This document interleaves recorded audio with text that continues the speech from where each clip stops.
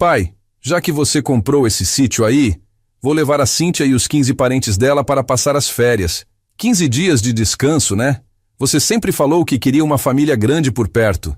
Meu nome é Sebastião, tenho 69 anos, e essa foi a ligação que mudou tudo. Eu estava sentado na varanda da minha casinha aqui em Sorocaba, tomando meu café da tarde, quando meu filho Márcio me ligou com essa. 15 pessoas. 15.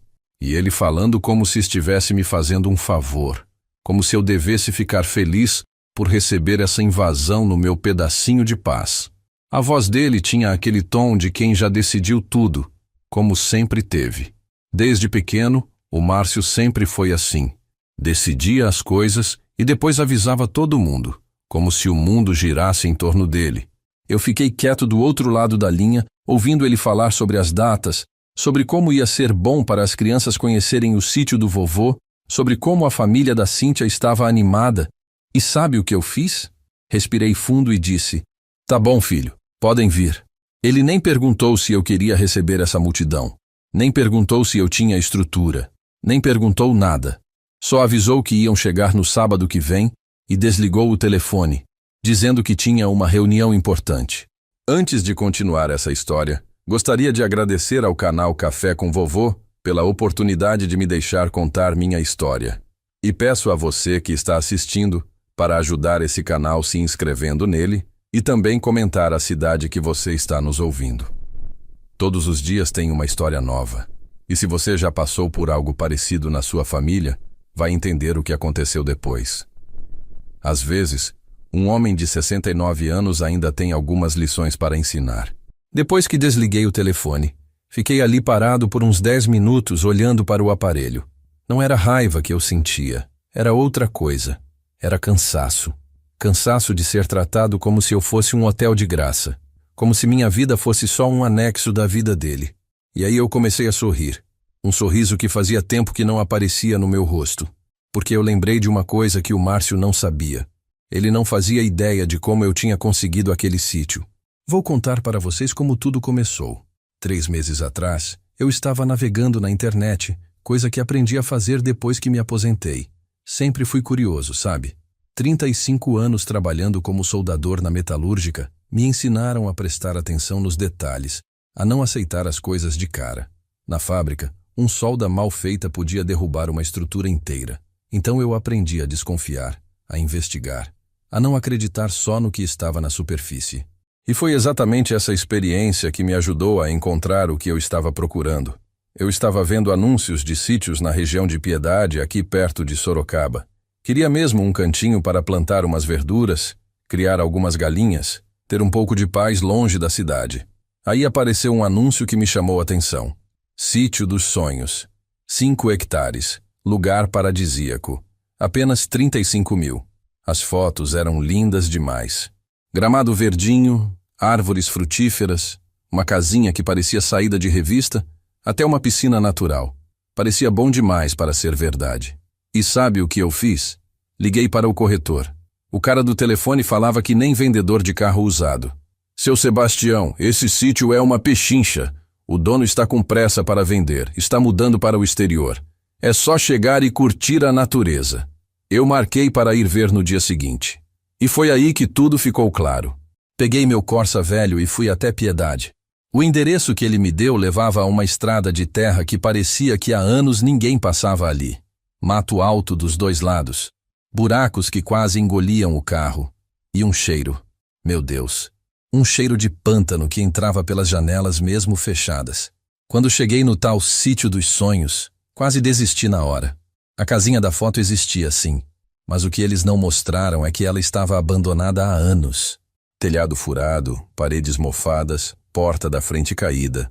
A tal piscina natural era um buraco cheio de água parada, com mosquito, sapo e um cheiro que dava para sentir de longe. O gramado verdinho das fotos era mato que chegava na cintura, cheio de carrapato e formiga. As árvores frutíferas eram 3 pés de manga quase mortos e um abacateiro que mais parecia um espantalho. Mas sabe o que aconteceu quando vi aquela situação? Eu comecei a rir. Rir mesmo, sozinho ali no meio daquele matagal. Porque na minha cabeça começou a se formar um plano. Um plano que ia ensinar uma lição que meu filho nunca ia esquecer. Liguei para o corretor na hora e falei: eu quero, fecha negócio. O homem ficou surpreso, porque geralmente quem via aquilo saía correndo. Mas eu não sou qualquer um. Sou Sebastião, soldador aposentado, e na vida aprendi que às vezes você precisa usar as ferramentas que tem para fazer justiça. No cartório, o tabelião até me perguntou se eu tinha certeza. Seu Sebastião, o senhor viu as condições do imóvel? Eu só sorri e assinei os papéis. Paguei à vista, com o dinheiro da minha aposentadoria que estava guardando há anos. 35 mil reais por aquele inferno verde. Na mesma hora, tirei umas fotos bonitas da entrada, de um pedacinho que ainda prestava, e postei no meu Facebook. Realizei o sonho da casa no campo. Agora é só aproveitar a natureza. Os comentários começaram a chover. Que legal, seu Sebastião! Parabéns! Quando vamos visitar? E o primeiro a comentar foi quem? Meu filho Márcio. Poxa, pai, que sítio lindo! Por que não me contou que estava comprando? Eu só respondi: filho, surpresa boa a gente guarda, né? Ele curtiu o comentário e ainda escreveu: logo vamos aí curtir esse paraíso. Na hora eu pensei: pode vir, meu filho. Pode vir que o paraíso está te esperando. Nos 3 meses seguintes, sempre que o Márcio perguntava sobre o sítio, eu falava que estava arrumando algumas coisinhas, deixando tudo nos conformes. Ele sempre dizia que mal podia esperar para conhecer. A Cíntia, minha nora, até comentou numa festa de família: ai, sogro, que bom que o senhor comprou esse cantinho. A gente precisa muito de um lugar para relaxar com a família. Eu só sorria e concordava. É mesmo, Cíntia. Vocês merecem. E pensava: merecem mesmo. Durante esses 3 meses fui ao sítio só 2 vezes. Não para arrumar nada, só para ter certeza de que tudo estava exatamente como eu queria. E estava. A cada dia que passava, aquilo ficava mais selvagem. Os bichos tinham tomado conta de vez. Tinha até uma família de gambás que se mudou para debaixo da casa. As ervas daninhas cresceram mais ainda. E o melhor de tudo, a energia elétrica só funcionava quando queria, e água encanada nem pensar. Tinha um poço artesiano que os antigos donos fizeram, mas a bomba estava quebrada há anos. Para ter água tinha que buscar num córrego que ficava uns 200 metros mata adentro. Era perfeito. Perfeito para o que eu estava planejando. E quando meu filho me ligou naquela tarde, anunciando que ia trazer 15 pessoas para passar férias no meu paraíso, eu soube que tinha chegado a hora de uma lição que ninguém ia esquecer. Na sexta-feira, véspera da chegada deles, eu acordei às 5 da manhã. Costume de uma vida inteira acordando cedo para trabalhar. Preparei meu café bem forte, como sempre fiz, e sentei para pensar nos últimos detalhes. Porque vocês precisam entender uma coisa. Isso não era só sobre um sítio ruim. Isso era sobre anos de desrespeito, de ser tratado como se eu fosse um peso na vida do meu próprio filho. Vou contar para vocês algumas coisas que o Márcio fez comigo nos últimos anos, para entenderem por que eu cheguei nesse ponto. Quando a mãe dele morreu, há 5 anos, eu fiquei completamente perdido. 43 anos casado, e de repente eu estava sozinho naquela casa. O Márcio apareceu no velório, chorou um pouco, e depois sumiu. Nos primeiros meses após a morte da Luísa, ele mal me ligava. Quando eu ligava para ele, sempre estava ocupado, sempre tinha algo mais importante para fazer.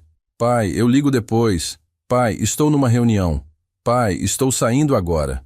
Um dia eu desmaiei aqui em casa. Pressão baixa, coisa de velho mesmo.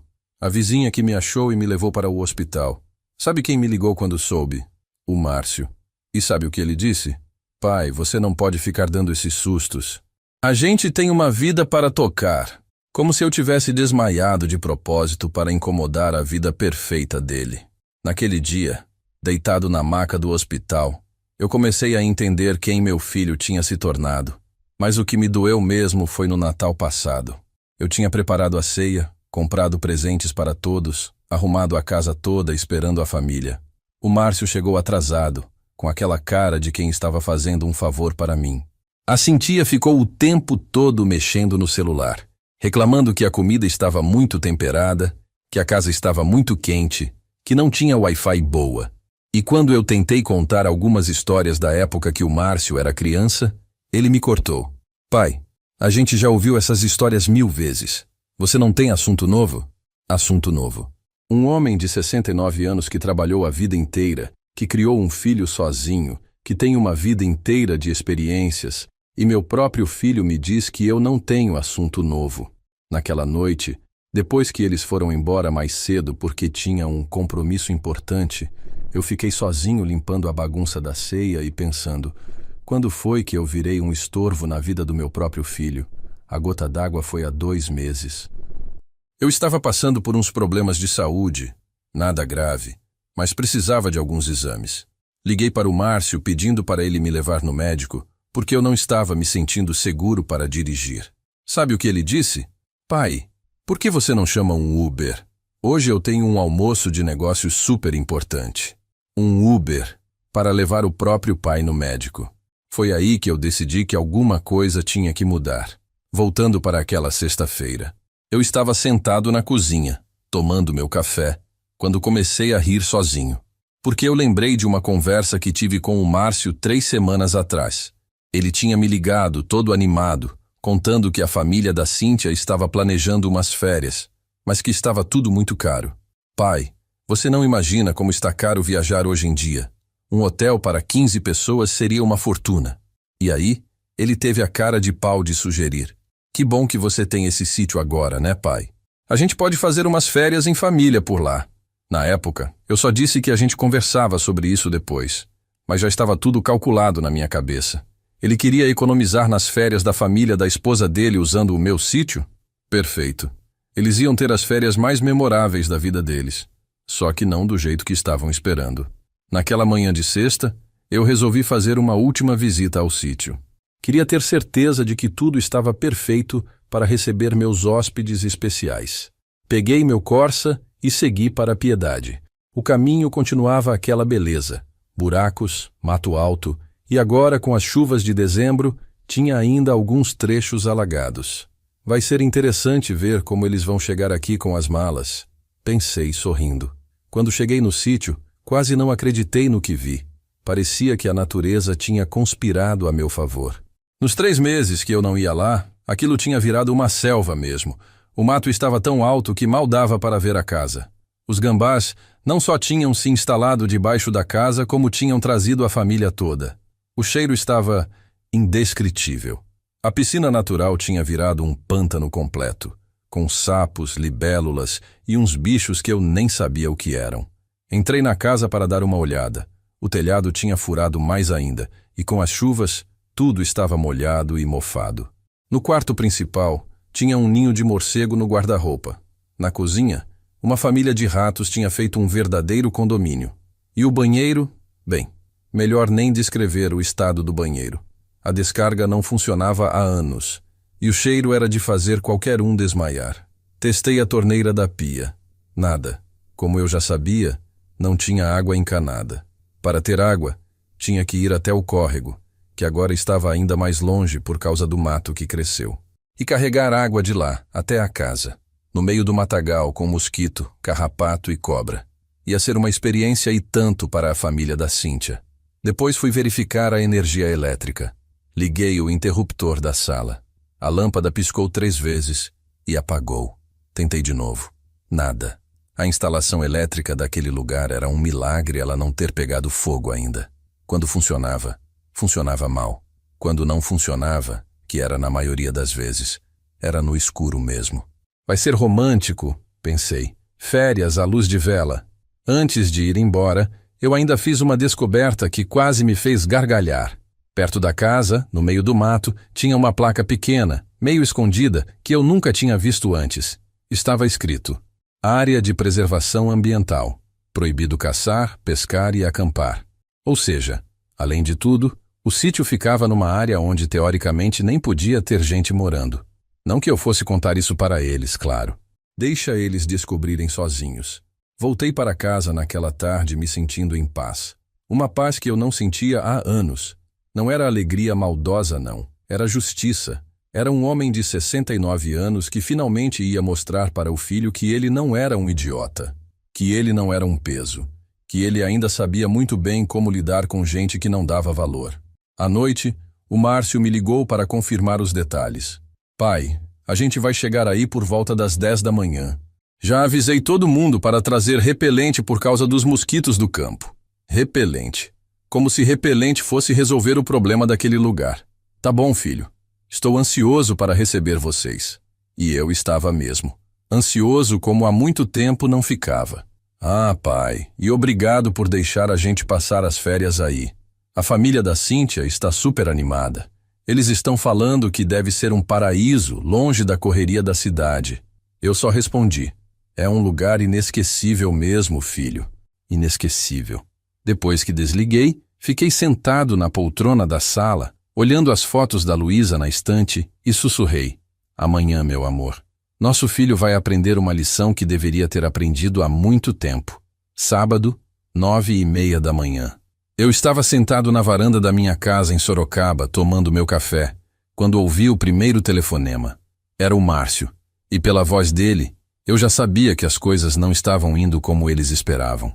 Pai, a gente está tentando chegar aí no sítio, mas o GPS está maluco. Ele mandou a gente por uma estrada que parece que está abandonada há uns 10 anos. Tem certeza que o endereço que você passou está certo? A voz dele tinha uma irritação mal disfarçada, como se eu fosse burro demais para saber o endereço do meu próprio sítio. Filho, o endereço está certinho. É que o lugar é meio rústico mesmo, né? Vocês queriam contato com a natureza. Ouvi ele suspirar do outro lado da linha. Tá, pai. A gente continua tentando. Desliguei o telefone e olhei para o relógio. 9h40. Se eles tivessem saído de São Paulo às 8, como o Márcio tinha dito, já deviam estar a 1h30 rodando. E o pior ainda estava por vir, porque eles ainda nem tinham chegado na parte difícil do caminho. Meia hora depois, o telefone tocou de novo. Dessa vez, era a Cíntia quem estava falando, e a voz dela estava bem diferente do tom animado de sempre. Seu Sebastião, a gente está num lugar que parece que é o fim do mundo.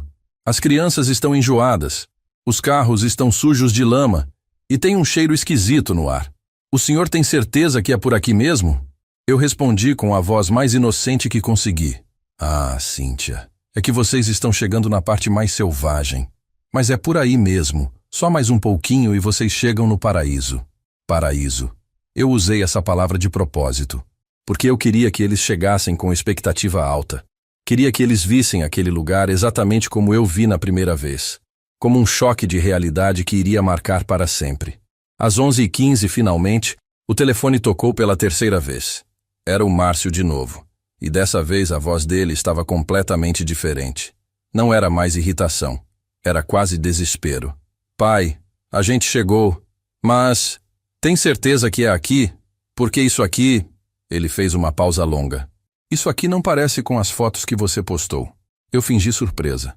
Ué, filho, chegaram? Que bom. É que depois das chuvas de dezembro, algumas coisinhas mudaram, né? Mas é temporário. Em poucos dias volta ao normal. Mentira deslavada, claro. Aquilo estava assim há meses. Mas eu queria ver até onde eles iam tentar aguentar. Pai, não tem como a gente ficar aqui. Não tem nem onde estacionar os carros direito. E essa casa... A voz do Márcio falhou. Eu quase conseguia visualizar a cena. 3 carros cheios de gente, malas, crianças chorando e todo mundo olhando para aquele cenário de filme de terror que eu tinha comprado especialmente para eles. Calma, filho. Vocês só precisam se acomodar. É questão de se adaptar ao estilo rural. Lembra que vocês sempre reclamavam que queriam fugir da correria da cidade? Ouvi vozes ao fundo. A família da Cíntia discutindo. Crianças fazendo birra. Alguém gritando que não ia descer do carro. Então, o Márcio disse uma coisa que me fez sorrir. Pai, acho que a gente vai ter que repensar essa ideia. Talvez seja melhor deixar para outra hora, quando o lugar estiver mais preparado. Eu respondi fingindo tristeza. Ah, que pena, filho. Eu estava tão animado para receber vocês. Mas se vocês acham que não vale a pena... Deixei a frase no ar como se fosse um velho decepcionado com a ingratidão da família. Foi aí que ouvi a voz da Cíntia ao fundo. Márcio, a gente não pode voltar agora. A gente já cancelou o hotel. Já avisou todo mundo que ia passar as férias no sítio do seu pai. Como é que a gente vai explicar? E aí ouvi algo que me encheu de uma satisfação que eu não sentia há anos. Eles estavam encurralados, presos na própria ganância de querer férias de graça. O Márcio voltou ao telefone, e a voz dele tinha mudado de novo. Agora era um tom de quem estava tentando parecer animado, mas que eu conhecia bem. Era o mesmo tom que ele usava quando criança e quebrava alguma coisa, tentando disfarçar. Não, pai, a gente vai ficar sim. É só uma questão de se acostumar com o ambiente. A gente vai dar um jeito. Dar um jeito. Eu quase gargalhei. Que bom, filho. Vocês vão ver como é gostoso o contato com a natureza pura. Qualquer coisa, vocês me ligam. Desliguei o telefone e fiquei ali parado por uns minutos, processando o que tinha acabado de acontecer. 15 pessoas tinham acabado de descobrir que iam passar as férias no inferno verde que eu tinha comprado especialmente para eles. Mas eu ainda não estava satisfeito. Queria saber como eles estavam se virando. Então, por volta das 2 da tarde, eu peguei o Corsa e decidi dar uma passadinha lá, só para ver como andavam as coisas. Afinal, eu era o dono do sítio. Tinha todo o direito de aparecer para dar as boas-vindas aos meus hóspedes. A viagem até Piedade nunca tinha sido tão prazerosa. Eu dirigia devagar, curtindo cada quilômetro, imaginando a cena que ia encontrar. Quando cheguei na estrada de terra, já vi os primeiros sinais do caos. Marcas de pneu na lama, um pedaço de para-choque no meio do caminho e até uma chinela perdida que alguém devia ter deixado cair na pressa. Quando finalmente cheguei no sítio, a visão que me recebeu era melhor do que eu tinha imaginado. Os 3 carros estavam estacionados de qualquer jeito, alguns meio tortos porque não tinha onde parar direito. As portas dos carros estavam abertas, e eu conseguia ver gente tentando tirar as malas do porta-malas, mas com dificuldade por causa do mato que chegava até os carros. Na frente da casa, tinha uma roda de pessoas paradas, só olhando. Ninguém tinha coragem de entrar. As crianças estavam chorando, algumas grudadas nas pernas das mães. Os homens da família da Cíntia estavam com cara de quem queria estar em qualquer lugar do mundo, menos ali. E a própria Cíntia estava sentada numa pedra, com a cabeça nas mãos. Quando me viram chegando, a reação foi uma mistura de alívio e constrangimento. O Márcio veio correndo na minha direção, como se eu fosse a salvação da pátria. Pai, que bom que você veio. A gente estava aqui tentando se organizar, mas está um pouco difícil. Difícil. Essa era uma palavra interessante para descrever aquela situação. Olhei ao redor, fingindo surpresa. Nossa, como mudou. Deve ter sido por causa das chuvas mesmo. Mas não se preocupem, em alguns dias isso aqui volta ao normal. Mentira de novo, claro. Mas eu queria ver até onde eles iam aguentar antes de admitir que tinham cometido um erro. A sogra da Cíntia, uma senhora de uns 60 anos que estava visivelmente em pânico, se aproximou de mim. Seu Sebastião, onde é que a gente vai dormir? Porque essa casa... Ela apontou para a construção mofada atrás dela. Essa casa não parece ter condição de receber ninguém. Eu respondi com a maior naturalidade. Ah, dona Vera, é que o pessoal do interior é mais rústico mesmo. Mas vocês vão se acostumar. É só uma questão de baixar as expectativas. Baixar as expectativas. Essa frase saiu da minha boca com um prazer especial, porque era exatamente isso que eles tinham feito comigo durante todos esses anos. Baixaram as expectativas sobre mim. Me trataram como se eu fosse alguém que não merecia respeito, não merecia consideração. Agora era a vez deles sentirem na pele o que era ser desvalorizado. Eu fiquei por lá mais uns 30 minutos, só observando o desespero geral. Era como assistir um filme de comédia, só que ao vivo. O genro da Cíntia, um rapaz cheio de pose que trabalhava num banco, estava tentando carregar as malas pelo matagal e tropeçou numa raiz. Caiu de cara no chão, se sujou todo de lama, e quando levantou tinha uma folha grudada na testa. A mulher dele gritou como se tivesse visto um fantasma. Calma, pessoal, eu disse, com a voz mais paternal que consegui. Vocês só precisam se organizar. Vou embora agora para deixar vocês à vontade para se acomodarem. Qualquer coisa, é só me ligar. O Márcio me olhou com uma cara que eu não via há anos. Era quase um pedido de socorro. Pai, tem certeza que você não quer ficar para ajudar a gente a se instalar? Eu sorri e respondi. Filho, vocês são adultos. Tenho certeza que conseguem se virar sozinhos. Entrei no meu Corsa e fui embora, deixando aquela cena para trás. No retrovisor, consegui ver eles ainda parados em volta dos carros, como se estivessem esperando um milagre. Durante a viagem de volta para Sorocaba, eu me senti mais leve do que há muito tempo. Não era maldade o que eu estava sentindo. Era justiça pura. Cheguei em casa, preparei meu jantar, assisti meu programa de televisão preferido e fui dormir tranquilo. Sabia que naquela mesma hora, 15 pessoas estavam descobrindo o que era passar a noite numa casa sem energia elétrica, sem água encanada, com barulho de bicho por todo lado. E dormindo em colchões mofados, se é que conseguiram encontrar algum lugar limpo para dormir. No domingo de manhã, eu acordei às 6, como sempre. Preparei meu café, peguei o jornal na porta e sentei na varanda para esperar. Sabia que não ia demorar muito para o telefone tocar. E não demorou mesmo. 7h30 em ponto, o celular tocou. Era o Márcio. E pela voz dele, eu percebi que a noite tinha sido longa. Pai, a gente precisa conversar. A voz estava rouca, cansada. Ninguém conseguiu dormir direito.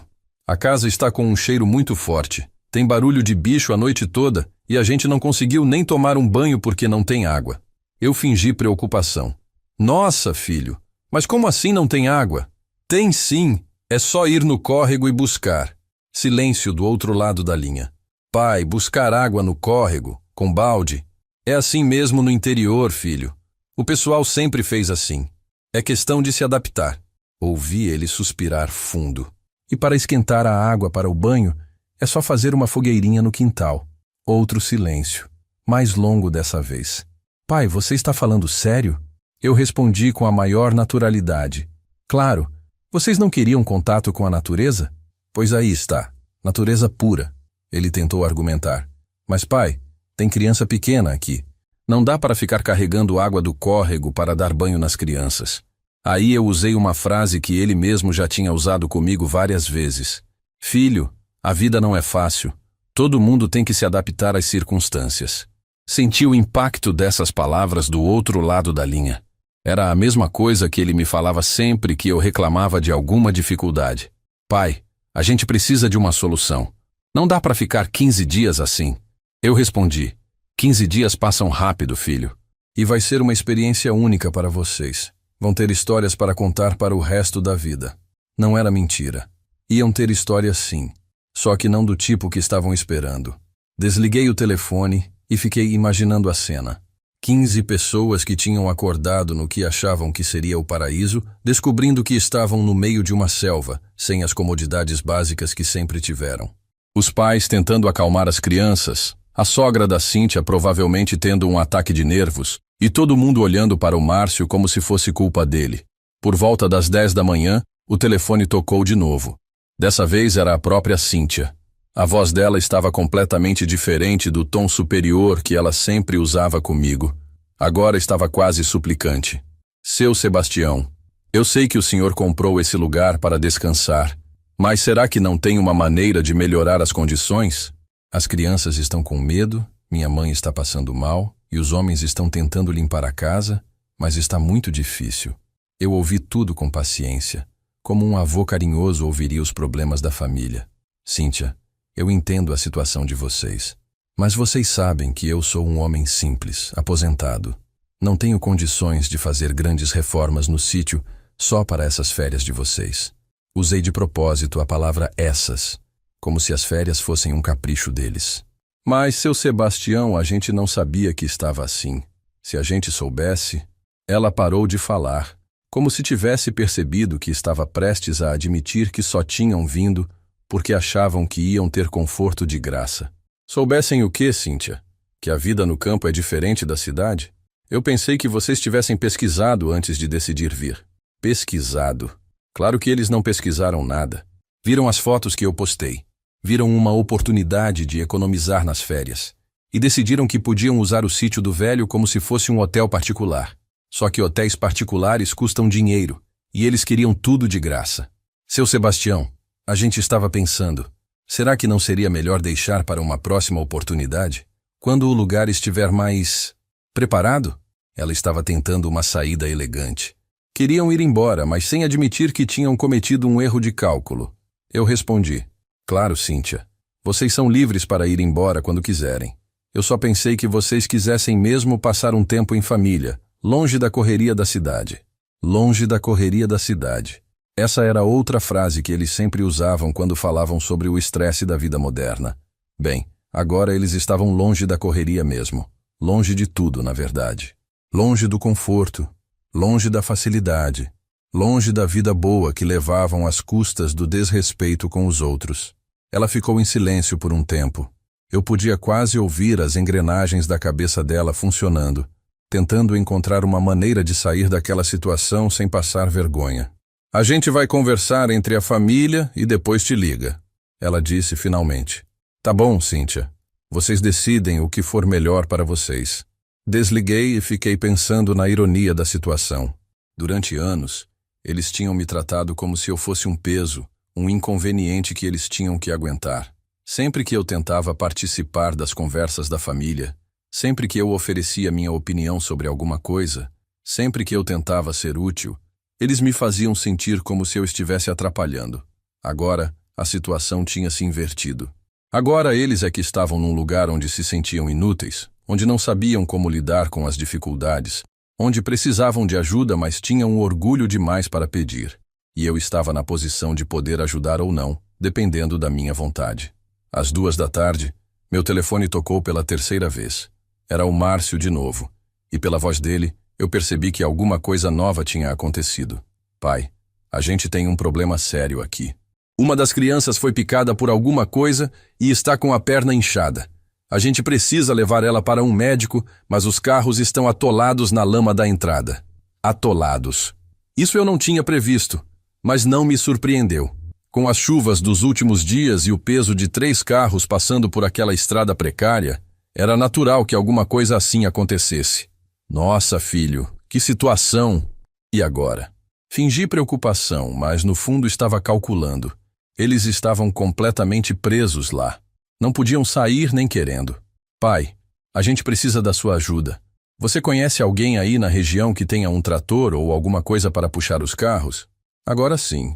Agora eles estavam pedindo minha ajuda de verdade. Não era mais o velho inútil que não sabia de nada. Era a única pessoa que podia tirar eles daquela situação. Deixa eu ver o que posso fazer, filho. Mas pode demorar um pouco para achar alguém disponível. Pode demorar um pouco. Na verdade, eu conhecia 3 pessoas na região que tinham trator, mas não tinha pressa nenhuma de ligar para elas. Pode demorar um pouco. Na verdade, eu conhecia 3 pessoas na região que tinham trator, mas não tinha pressa nenhuma de ligar para elas, porque pela primeira vez em anos, meu filho estava numa situação onde precisava de mim de verdade. E eu queria que ele sentisse na pele o que era depender da boa vontade de alguém.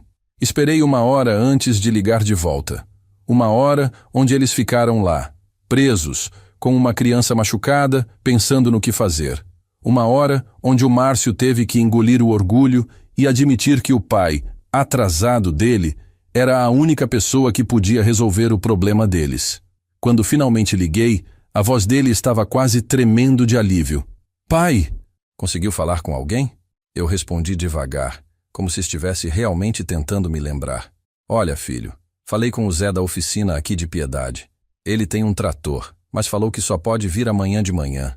Hoje ele está ocupado com outros trabalhos. Mentira completa. O Zé estava vendo televisão em casa e viria na hora se eu pedisse. Mas eu queria que eles passassem mais uma noite lá. Amanhã de manhã?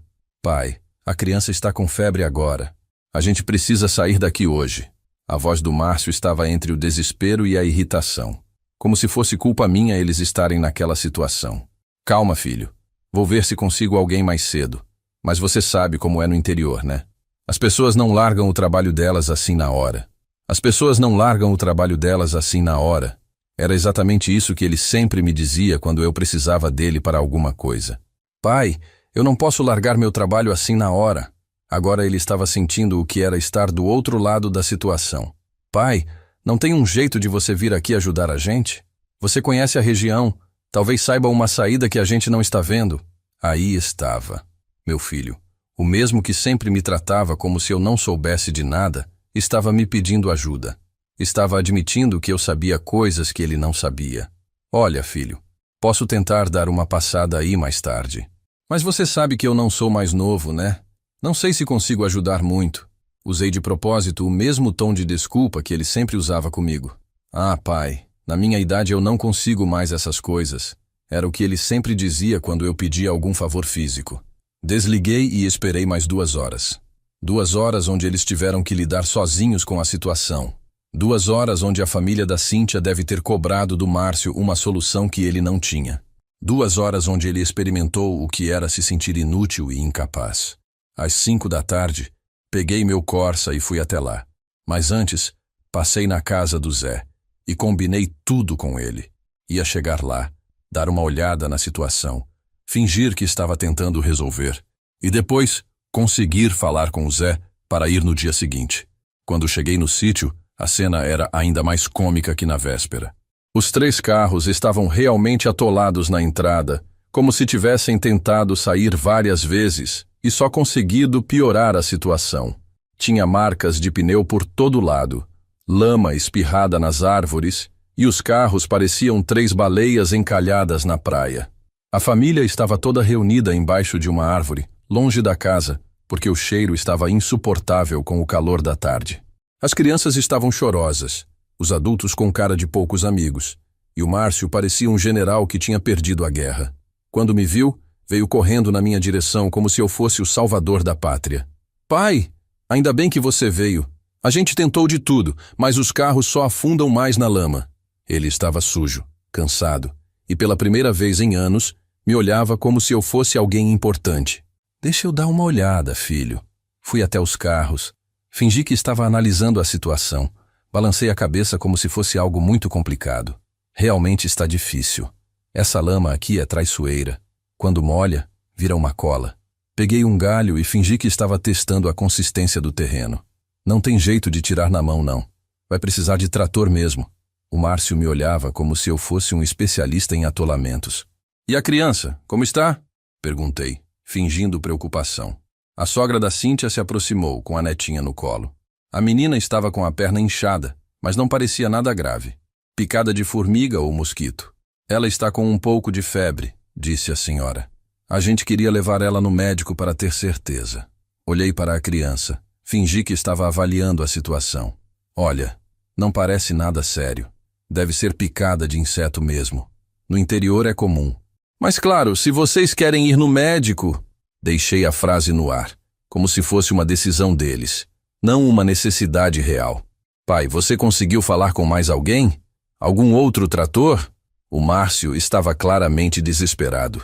Eu fingi que estava pensando. Deixa eu tentar mais uma vez falar com o Zé. Às vezes, no final da tarde, ele fica mais disponível. Peguei o celular. Fingi que estava ligando. Claro que o Zé não atendeu porque eu nem liguei para ele. Não atendeu. Deve estar terminando o trabalho dele. Mas deixa comigo que amanhã cedo eu resolvo essa situação. O Márcio me olhou com uma expressão que eu não via há anos. Era quase gratidão. Obrigado, pai. Eu não sei o que a gente faria sem você. Sem mim. Ele disse que não sabia o que fariam sem mim. O mesmo filho que passava meses sem me ligar, que me tratava como um peso, que falava comigo como se eu fosse um incômodo, estava me dizendo que não sabia o que faria sem mim. De nada, filho. É para isso que serve um pai, né? Para ajudar quando a família precisa. Usei de propósito essas palavras, porque era exatamente isso que eu sempre tentei fazer pela vida toda e que ele nunca reconheceu. Vocês vão conseguir passar mais uma noite aqui, né? Amanhã cedo eu resolvo tudo. A Cíntia se aproximou e pela primeira vez, desde que eu a conhecia, ela me tratou com respeito. Seu Sebastião, muito obrigada mesmo. A gente sabe que está sendo um transtorno para o senhor. Transtorno. Palavra interessante. Porque era exatamente assim que eles sempre me fizeram sentir. Como um transtorno. Imagina, Cíntia. Vocês são família. Família se ajuda. Família se ajuda. Mais uma frase que eu sempre acreditei, mas que eles nunca praticaram comigo. Pelo menos, não até aquele momento. Antes de ir embora, eu ainda dei algumas dicas para eles passarem a noite melhor. Olha, para espantar os mosquitos, vocês podem fazer uma fogueira com folhas verdes. O vento leva a fumaça e os bichos não chegam perto. Claro que isso ia criar mais fumaça do que afastar mosquito, mas eles não sabiam. E para a água, se juntarem várias pessoas para ir no córrego, fica mais rápido. Ir no córrego em grupo.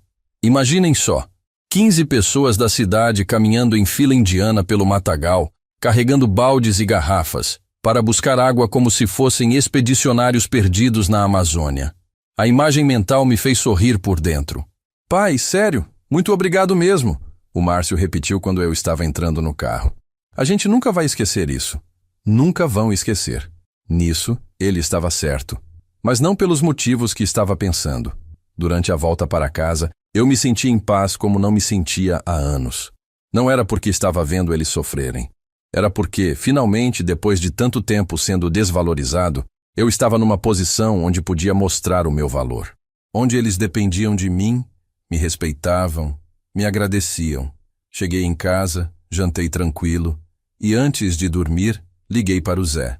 Zé, amanhã cedo, umas 8 horas, você pode ir lá no sítio puxar uns carros atolados? É do meu filho. O Zé riu do outro lado da linha. Claro, seu Sebastião. Imagino que deve ter uma história boa por trás disso. Eu sorri. Tem sim, Zé. Tem sim. Na manhã seguinte, acordei sabendo que aquele seria o último dia da aventura deles.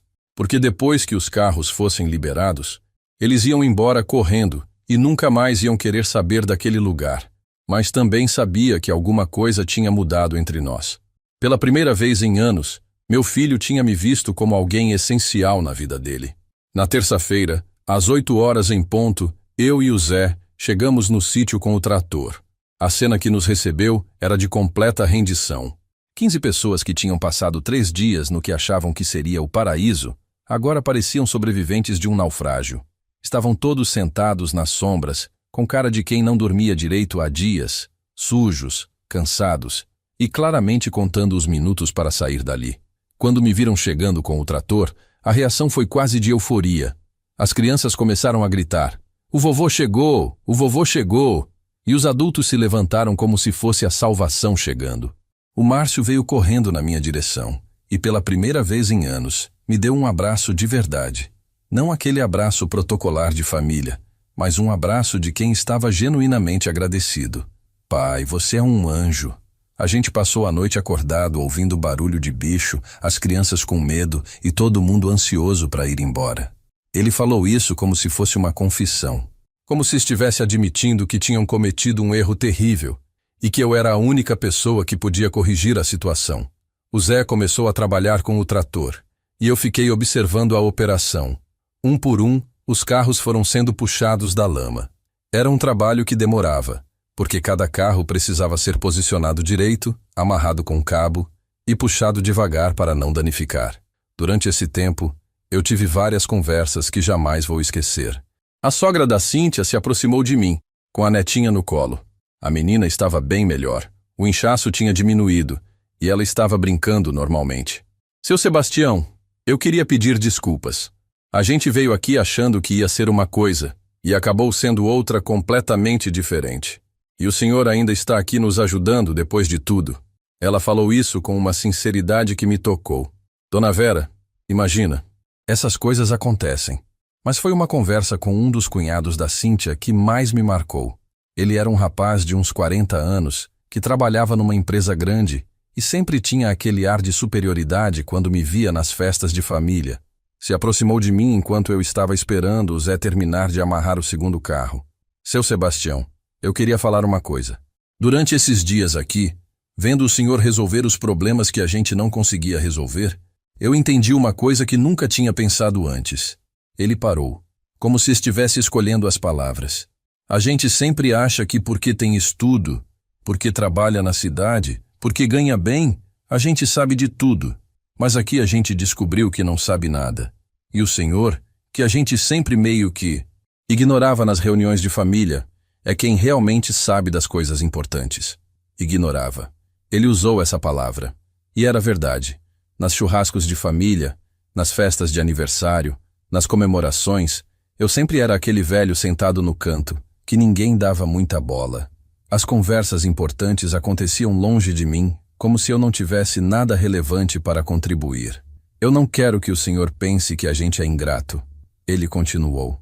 "É que às vezes a gente se acostuma com o conforto e esquece de valorizar quem realmente importa." Eu só assenti.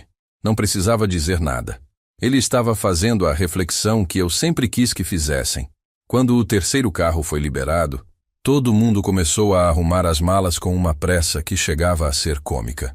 Era como se tivessem medo de que eu mudasse de ideia e os forçasse a ficar mais tempo. As crianças estavam eufóricas para voltar para casa, e os adultos mal conseguiam disfarçar o alívio. Mas foi na hora da despedida que aconteceu algo que mudou tudo. O Márcio se aproximou de mim, mas em vez de dar aquele abraço apressado de sempre, me puxou para um canto, longe dos outros. Pai, eu preciso falar uma coisa com você. A voz dele estava diferente, séria, mas não nervosa. Era a voz de quem tinha tomado uma decisão importante. Esses 3 dias aqui foram os piores da minha vida, ele começou. Mas também foram os mais importantes, porque eu entendi uma coisa que deveria ter entendido há muito tempo. Ele parou, olhou para o chão e depois me encarou. Eu tenho tratado o senhor mal, muito mal, e não é de agora. Eu fiquei calado. Depois de anos esperando por essa conversa, ela finalmente estava acontecendo. Desde que a mãe morreu, eu meio que abandonei o senhor. Sempre com desculpa de trabalho, de compromisso, de vida corrida, mas a verdade é que eu parei de ver o senhor como alguém importante na minha vida. Ele respirou fundo antes de continuar. Aqui, nesses 3 dias, quando a gente precisou de verdade, o senhor foi a única pessoa que podia nos ajudar. E mesmo depois de tudo que eu fiz, o senhor ainda veio. Ainda resolveu nosso problema. Ainda tratou a gente bem. A voz dele falhou um pouco. Eu não mereço um pai como o senhor. Agora sim. Depois de anos sendo tratado como um peso, como alguém que atrapalhava, finalmente meu filho estava reconhecendo o que eu sempre fui para ele. Não era vingança o que eu sentia. Era uma satisfação profunda, uma sensação de justiça sendo feita. Márcio, filho, você é meu filho. Não importa o que aconteça, você sempre vai ser meu filho. Ele me abraçou e dessa vez foi um abraço de verdade. Um abraço de quem estava pedindo perdão e de quem estava perdoando ao mesmo tempo. Pai, eu quero mudar as coisas entre a gente. Quero que o senhor volte a ser importante na nossa família, do jeito que sempre deveria ter sido. Essas palavras soaram como música para meus ouvidos. Não porque eu precisava da aprovação dele, mas porque finalmente a justiça estava sendo feita. A Cíntia também se aproximou, e pela primeira vez desde que a conhecia, falou comigo sem aquele ar de superioridade. Seu Sebastião, eu também quero pedir desculpas. A gente meio que tomou o senhor como garantido, né? Sempre achando que o senhor estaria lá quando a gente precisasse, mas sem dar o devido valor. Ela parou, claramente emocionada. A partir de agora vai ser diferente. Enquanto eles arrumavam os carros para ir embora, eu fiquei observando aquela cena com uma tranquilidade que não sentia há anos. Não era porque tinha conseguido dar o troco neles. Era porque, finalmente, tinha conseguido mostrar meu valor. Tinha conseguido provar que ainda era útil, que ainda sabia coisas importantes, que ainda merecia respeito. O Zé terminou o trabalho e veio se despedir. Seu Sebastião, foi um prazer ajudar. E pelo que vi aqui, o senhor ensinou uma lição importante para essa turma. Ele riu. Às vezes as pessoas precisam passar por umas dificuldades para valorizar o que têm, né? Exato. Era isso mesmo. Eles precisavam passar por dificuldades para entender o que tinham em casa. Precisavam se sentir perdidos para valorizar quem podia guiá-los. Precisavam se sentir desamparados para entender a importância de ter uma família.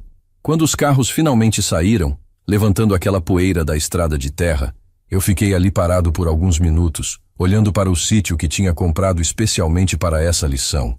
Aquele lugar horrível, cheio de problemas, tinha sido o cenário da recuperação da minha dignidade. Tinha sido o lugar onde meu filho aprendeu a me valorizar de novo. Peguei meu Corsa e segui para casa, dirigindo devagar, curtindo cada quilômetro da volta.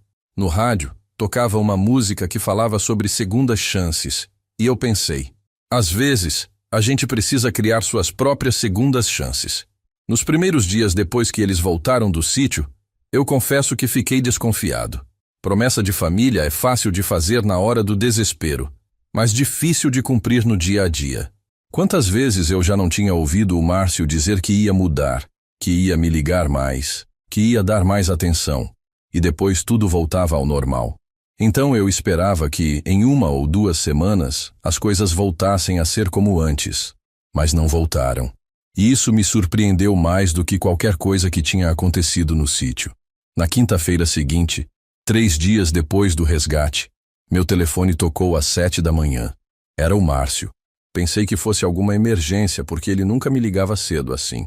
Pai, bom dia. Desculpa ligar cedo, mas eu queria falar com o senhor antes de ir trabalhar. Bom dia. Ele disse bom dia. Parece bobagem, mas fazia anos que ele não começava uma conversa comigo perguntando como eu estava. Pai, eu estava pensando aqui.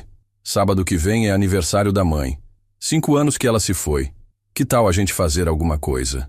Eu, o senhor, a Cíntia e as crianças. Uma missa, um almoço depois, sei lá. O que o senhor acha? Eu quase deixei o telefone cair. Nos últimos anos, a data da morte da Luísa sempre passava em silêncio. Eu ia sozinho no cemitério, levava flores, conversava um pouco com ela e pronto. Nunca ninguém da família se lembrava de me chamar. Seria muito bom, filho. Seria muito bom mesmo. Eu disse isso com uma emoção que não consegui disfarçar. Então tá combinado. Eu passo aí no sábado de manhã, a gente vai na missa das 9 e depois almoçamos juntos. Pode ser? Podia ser. Claro que podia ser. No sábado, pontualmente às 8h30, o Márcio estava na minha porta. Mas não veio só. Trouxe a Cíntia e as 2 crianças todas arrumadas, como se fosse uma ocasião especial. E era mesmo. Para mim, era mais especial do que ele podia imaginar. Durante a missa, sentei ao lado do meu filho, como não fazia há anos. As crianças ficaram quietas, respeitosas. E quando o padre falou sobre família e união, o Márcio me olhou e apertou minha mão. Era um gesto simples, mas que significava muito. Significava que eu não estava mais sozinho naquele banco de igreja. Depois da missa, fomos ao cemitério. Levamos flores frescas e todo mundo participou da visita. As crianças perguntaram sobre a avó e eu contei algumas histórias que há muito tempo não contava. Histórias de como ela conheceu o avô, de como foi criar o Márcio, de como ela era engraçada e carinhosa.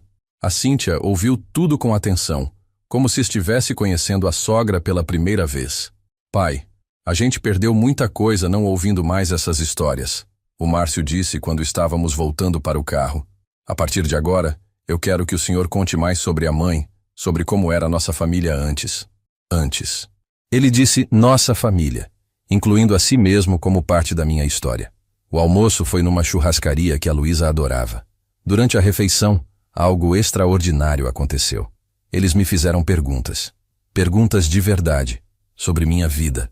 Sobre meu trabalho na metalúrgica. Sobre como era Sorocaba antigamente. As crianças queriam saber como era quando não tinha internet. Como as pessoas se divertiam. Como funcionavam as coisas. E eu respondia tudo, feliz por ter plateia interessada nas minhas histórias. Vovô, conta como era quando você era pequeno, a netinha de 7 anos pediu. E eu contei. Contei sobre minha infância no interior, sobre como aprendi a profissão de soldador, sobre como conheci a avó Luísa num baile da cidade. Eles ouviam tudo como se fosse a história mais interessante do mundo. Mas a mudança não parou por aí. Na semana seguinte a Cíntia me ligou. Não o Márcio, ela mesma. Seu Sebastião, eu estava pensando. O senhor não quer jantar aqui em casa domingo? Eu vou fazer aquela lasanha que o senhor gostou na última vez. A última vez tinha sido há 2 anos, mas ela se lembrava. E se o senhor quiser, pode ficar para dormir. A gente arrumou o quarto de hóspedes. Ficar para dormir, na casa deles. Isso era algo que nunca tinha acontecido. Sempre que visitava, era aquela correria para eu ir embora antes de escurecer, como se minha presença por muito tempo fosse um incômodo. No domingo fui jantar lá, mas não foi só um jantar. Foi uma celebração. A Cíntia tinha realmente caprichado na comida. As crianças estavam animadas para mostrar os brinquedos para o vovô. E o Márcio estava genuinamente interessado em conversar comigo. Não era aquela conversa forçada de sempre. Era uma conversa de pai e filho de verdade. Pai, eu estava pensando numa coisa, ele disse enquanto tomávamos café depois do jantar. O senhor não quer vir trabalhar comigo na empresa? Não é nada pesado, é mais uma consultoria. A gente tem alguns problemas de metalurgia que o senhor podia ajudar a resolver. Trabalhar com ele. Depois de anos achando que eu era um aposentado inútil, ele estava me oferecendo trabalho. Márcio, filho, eu agradeço, mas não sei se ainda tenho cabeça para essas coisas. Ele me interrompeu. Pai, O senhor tem 40 anos de experiência numa área que a gente precisa. Quem melhor que o senhor para nos ajudar? Quem melhor que eu? Essas palavras soaram como música. Aceitei. E comecei a trabalhar meio período na empresa dele 2 vezes por semana. Não era pelo dinheiro, que eu nem precisava. Era pela sensação de ser útil de novo, de ser valorizado pelo meu conhecimento, de ser respeitado profissionalmente. Na empresa, algo interessante aconteceu. Os funcionários mais novos, que nunca tinham visto um soldador da velha escola trabalhando, ficaram fascinados com minhas técnicas. Seu Sebastião, como o senhor faz isso parecer tão fácil? Um rapaz de 20 e poucos anos me perguntou um dia. É prática, meu filho. 40 anos fazendo a mesma coisa. O Márcio, vendo como eu era respeitado pelos funcionários, começou a me apresentar de forma diferente. Este é meu pai, Sebastião. Ele é especialista em soldagem industrial. Tem mais experiência que qualquer um aqui. Especialista. Não era mais meu pai aposentado. Era especialista. 2 meses depois do episódio do sítio, aconteceu algo que selou de vez a mudança no nosso relacionamento. A Cíntia estava organizando o aniversário de 15 anos da sobrinha dela. Uma festa grande, com muita gente da família. Nos anos anteriores, eu era convidado por educação, mas sempre ficava meio de lado, como um móvel da decoração. Desta vez foi diferente. A Cíntia veio pessoalmente me convidar. Seu Sebastião, eu queria pedir um favor. O senhor não podia fazer um discurso na festa da Marina? Ela adora o senhor, e seria importante ter a palavra do patriarca da família. Patriarca da família. Ela me chamou de patriarca da família. Na festa, quando chegou minha hora de falar, eu me levantei e olhei para aquela sala cheia de gente. Muitas das mesmas pessoas que tinham passado 3 dias no meu sítio, aprendendo a me valorizar. Eu queria agradecer a todos por me incluírem nesta celebração. Por muito tempo me senti meio perdido na nossa família. Mas descobri recentemente que família é uma coisa que a gente constrói todo dia. Com respeito, com carinho, com presença. Olhei especificamente para o Márcio quando disse. E descobri também que nunca é tarde para recomeçar. Ele sorriu e acenou, como se estivesse concordando com cada palavra. Depois do discurso, várias pessoas vieram falar comigo. Os mesmos cunhados que me ignoravam nas festas anteriores agora queriam conversar, queriam ouvir minhas opiniões, queriam incluir o seu Sebastião nas conversas importantes. Naquela noite, dirigindo de volta para casa, eu pensei na ironia de tudo aquilo. Tinha comprado um sítio horrível, cheio de problemas, para dar uma lição na minha família. Mas no final, quem mais aprendeu fui eu mesmo. Aprendi que o respeito não se pede, se conquista. Aprendi que às vezes você precisa se afastar um pouco para as pessoas entenderem sua importância. E aprendi que nunca é tarde para reconquistar seu lugar numa família. 6 meses depois do episódio do sítio, aconteceu algo que mostrou que a mudança na nossa família tinha ido mais fundo do que eu imaginava. Era uma sexta-feira à tarde, eu estava em casa assistindo televisão, quando o Márcio me ligou. Pela voz dele, percebi que estava preocupado com alguma coisa. Pai, o senhor pode vir aqui em casa? Preciso conversar sobre uma coisa importante. Importante. Nos últimos meses, sempre que ele usava essa palavra, era para me incluir em alguma decisão da família, não para me excluir como antes. Claro, filho. Estou indo. Peguei as chaves do carro e fui para lá, curioso para saber o que estava acontecendo. Quando cheguei, encontrei o Márcio na sala, com uma pilha de papéis na mesa e cara de quem estava enfrentando um problema sério. A Cíntia estava ao lado dele, também preocupada. Pai, senta aqui. Eu preciso da sua opinião sobre uma coisa. Sua opinião. Não preciso te avisar, não queria te contar. Precisava da minha opinião. Lembra que eu te contei que a empresa estava crescendo e a gente estava pensando em expandir? Eu lembrava. Nos últimos meses, ele sempre me mantinha informado sobre os negócios, me tratava como conselheiro de verdade. Então, apareceu uma oportunidade grande. Uma empresa de São Paulo quer formar uma parceria com a gente. É muito dinheiro envolvido, mas também é muito risco. Ele me mostrou os papéis, me explicou todos os detalhes do negócio, falou sobre os prós e contras, sobre as incertezas do mercado. Estava genuinamente em dúvida e queria minha orientação. O que o senhor acha, pai? Vale a pena arriscar? Era uma pergunta séria, sobre uma decisão que podia mudar o futuro da família. E ele estava perguntando para mim, para o mesmo velho que, meses atrás, ele achava que não entendia nada de negócios modernos. Filho, na minha época de metalúrgica, eu vi muita empresa crescer rápido demais e quebrar depois. Mas também vi empresa que perdeu oportunidade boa por medo de arriscar. Passei os próximos 40 minutos analisando os papéis com eles, fazendo perguntas, dando minha opinião baseada na experiência de décadas trabalhando. No final, chegamos juntos a uma conclusão. Valia a pena tentar, mas com alguns cuidados específicos que eu sugeri. Pai, muito obrigado. Essa conversa esclareceu muito as coisas para mim, o Márcio disse quando terminamos.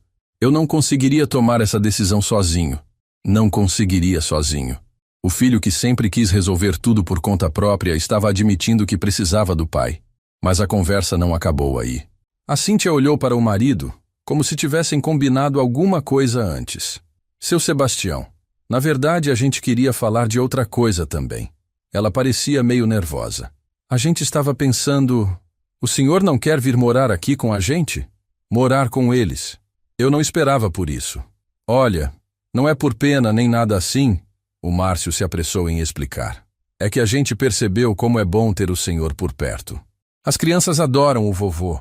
Eu gosto de poder conversar com o senhor sobre as coisas, e a Cíntia também se acostumou a ter sua companhia. E além disso, a Cíntia completou, agora que o senhor está trabalhando na empresa, fica mais prático. A gente reformou o quarto dos fundos, fez uma entrada independente. O senhor teria sua privacidade, mas estaria pertinho da família. Eu fiquei em silêncio por um tempo, processando aquela proposta. 6 meses atrás, eles queriam que eu sumisse da vida deles. Agora, estavam me pedindo para morar na mesma casa. Vocês têm certeza disso? Não é porque se sentem obrigados depois do que aconteceu? Pai, pelo amor de Deus. O Márcio riu. Se fosse obrigação, a gente não aguentaria 6 meses tratando o senhor bem. A verdade é que a gente descobriu que é muito melhor quando o senhor está presente. A casa fica mais completa. Eles se sentiam mais completos com minha presença. Era exatamente o contrário do que sentiam antes, quando eu era visto como um peso, um incômodo. Deixa eu pensar, tá bom? É uma decisão importante. Eles concordaram, mas eu já sabia qual seria minha resposta. 2 semanas depois, me mudei para a casa deles. Não foi difícil, porque nunca tive muitas coisas mesmo, mas foi simbólico. Era como se eu estivesse sendo oficialmente reintegrado à família. E desta vez, não como um fardo que eles tinham que carregar, mas como uma pessoa querida que eles queriam por perto. A rotina que se estabeleceu foi a melhor que eu já tive em anos. De manhã, tomava café com a família, levava as crianças para a escola 2 vezes por semana, ia trabalhar na empresa com o Márcio. À tarde, quando voltava, sempre tinha alguém para conversar. A Cíntia me consultava sobre as coisas da casa. As crianças me procuravam para ajudar com a lição. O Márcio discutia comigo os problemas do trabalho. Nos finais de semana, nossa casa virou ponto de encontro da família.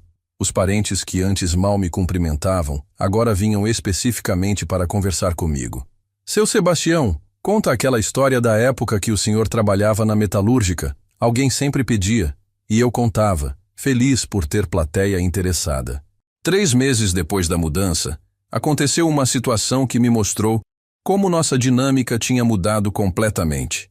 A empresa do Márcio estava enfrentando um problema técnico complexo, um tipo de soldagem especial que os funcionários mais novos não conseguiam fazer. Ele chegou em casa preocupado, me contou a situação e pediu minha ajuda. Pai, o senhor consegue ir lá amanhã e ensinar eles como fazer? É um contrato grande, e se a gente não conseguir resolver, vamos perder o cliente. No dia seguinte passei a manhã inteira na empresa, ensinando 3 soldadores jovens uma técnica que eu dominava há décadas. Eles me ouviam com atenção total, faziam perguntas, anotavam tudo. No final da manhã, quando conseguiram fazer a soldagem perfeita, um deles disse, Seu Sebastião, o senhor salvou nosso emprego. A gente nunca ia conseguir fazer isso sozinho. Salvou o emprego deles.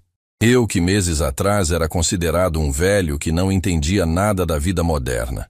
Naquela tarde, o Márcio me chamou no escritório dele. Pai, eu queria falar uma coisa. Hoje de manhã, vendo o senhor ensinando aqueles rapazes, eu entendi uma coisa que deveria ter entendido há muito tempo. Ele parou, olhou pela janela e depois me encarou. O senhor sempre foi essencial. Sempre. Eu é que fui burro demais para perceber. O sítio foi a melhor coisa que aconteceu para a nossa família, ele continuou. Não pelo lugar em si, que realmente era terrível, ele riu, mas porque me fez enxergar quem o senhor realmente é. Me fez entender o que eu estava perdendo ao não dar valor para o meu próprio pai. Essas palavras me emocionaram mais do que qualquer coisa que tinha acontecido nos últimos meses. Porque não era só reconhecimento, era compreensão. Ele tinha entendido que o problema nunca foi comigo. O problema era que ele tinha parado de me ver como uma pessoa importante. Márcio, filho, o importante é que agora estamos bem, que agora somos uma família de verdade. Ele sorriu. É verdade. E sabe o que é mais engraçado? Aquele sítio horrível que o senhor comprou acabou sendo o melhor investimento da nossa vida. Não em dinheiro, mas em família. Naquela noite, jantar com todos juntos na mesa, as crianças contando sobre o dia na escola, a Cíntia falando sobre os planos para o final de semana, o Márcio me consultando sobre uma decisão da empresa, eu me senti completo como não me sentia há anos. Não era só porque estava sendo bem tratado, era porque tinha recuperado meu lugar, minha dignidade, meu valor como pessoa e como pai. Antes de dormir, liguei a televisão no meu quarto e comecei a assistir às notícias. Mas minha mente estava em outro lugar. Estava pensando em como a vida pode mudar quando a gente tem coragem de tomar uma atitude. Em como às vezes é preciso ensinar as pessoas a nos valorizar. Em como o respeito, uma vez perdido, pode ser reconquistado com inteligência e paciência. 1 ano depois do episódio do sítio, eu estava organizando alguns papéis antigos quando encontrei a escritura daquele lugar maldito. Sorri ao ver o documento. Aqueles 15 mil reais que paguei a mais pelo sítio dos sonhos tinham sido o melhor investimento da minha vida. Não porque o lugar tivesse valorizado. Pelo contrário, provavelmente ainda estava do mesmo jeito horrível. Mas porque me devolveu algo que não tem preço. O respeito da minha própria família. Hoje, enquanto escrevo essa história, estou sentado na varanda da casa do Márcio, que agora também é minha casa. As crianças estão brincando no quintal. A Cíntia está preparando o almoço de domingo e meu filho está no telefone resolvendo alguns problemas da empresa. Daqui a pouco, ele vai me chamar para dar minha opinião sobre qualquer coisa que esteja discutindo. Isso virou rotina. Eu virei a pessoa que ele consulta quando precisa tomar decisões importantes. É engraçado como a vida gira, né? Há 1 ano, eu era aquele velho chato que atrapalhava a vida perfeita deles. Hoje, sou o patriarca da família, o conselheiro, o avô que as crianças adoram, o sogro que a Cíntia respeita de verdade. E tudo mudou por causa de 3 dias num sítio horrível. Mas eu quero deixar uma coisa bem clara para quem está ouvindo essa história. O que eu fiz não foi vingança. Vingança é quando você quer fazer mal para a pessoa. O que eu fiz foi justiça. Justiça é quando você mostra para a pessoa o valor daquilo que ela está perdendo. Eu não queria ver meu filho sofrendo. Eu queria que ele entendesse quem eu realmente era. Durante esses 40 anos trabalhando como soldador, eu aprendi uma coisa importante. Quando uma peça está mal encaixada numa estrutura, você não joga a peça fora. Você reposiciona ela no lugar certo, e aí toda a estrutura fica mais forte. Era isso que estava acontecendo na nossa família. Eu não estava no lugar certo. Estava sendo tratado como uma peça descartável, quando na verdade eu era uma peça fundamental. O sítio foi minha forma de reposicionar a peça, de mostrar para eles que, quando eu não estava no lugar certo, toda a estrutura da família ficava frágil. Eles descobriram que precisavam de mim, não como um peso que tinham que carregar, mas como um pilar que os sustentava.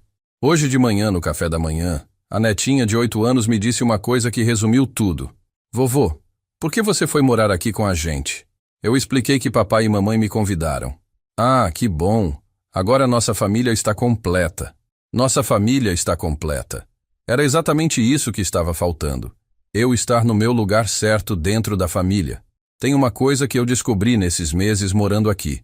Não é que eles tinham virado pessoas ruins. É que eles tinham se acostumado a me dar como garantido.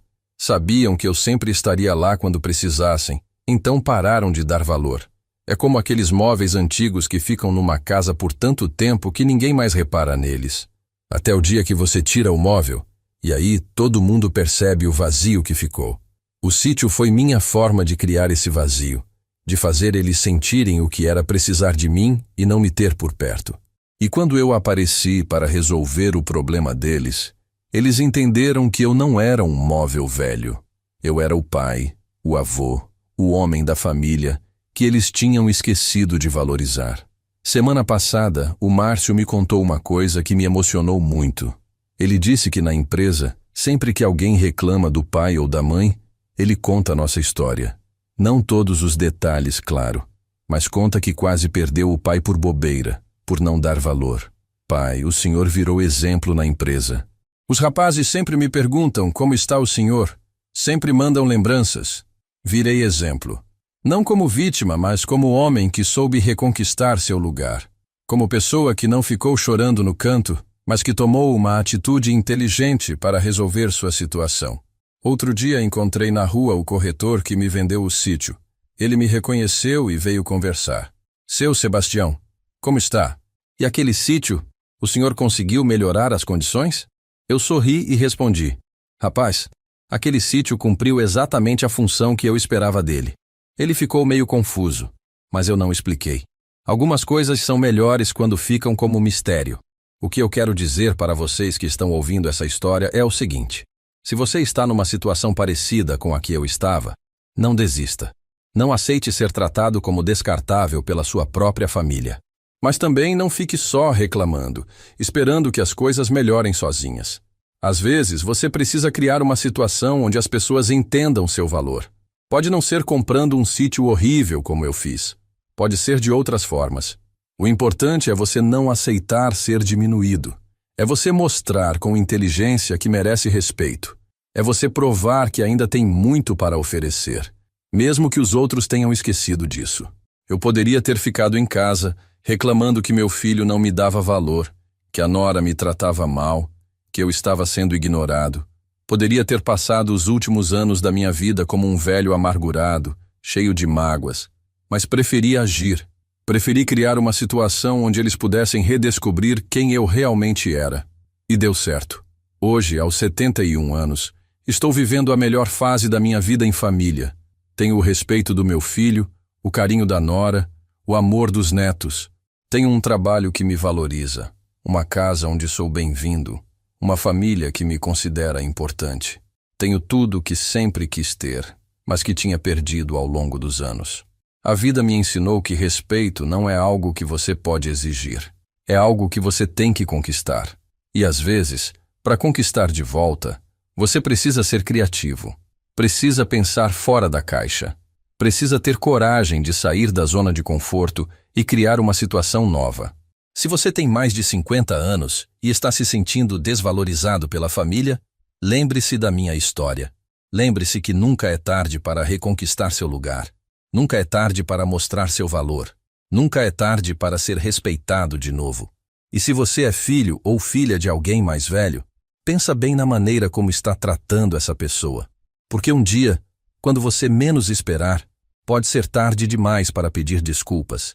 Pode ser tarde demais para recuperar o tempo perdido. Pode ser tarde demais para dizer eu te amo e realmente demonstrar isso. Termino minha história com uma reflexão. Família não é só sobrenome em comum. Família é respeito, é carinho, é consideração. É dar valor para quem te deu valor a vida toda. É lembrar que os mais velhos não são peso, são sabedoria. Não são problema, são solução. Não são passado, são a ponte entre o que fomos e o que podemos ser. Comenta aí se essa história tocou seu coração de alguma forma. Se você já passou por algo parecido, ou se conhece alguém que precisa ouvir essa mensagem. Às vezes, uma história como essa pode mudar a vida de uma família inteira. E se mudou alguma coisa na sua forma de ver os relacionamentos familiares, compartilha com alguém que você ama. Porque amor de verdade se demonstra com atitudes, não só com palavras. E lembra, nunca é tarde para reconquistar seu lugar ao sol.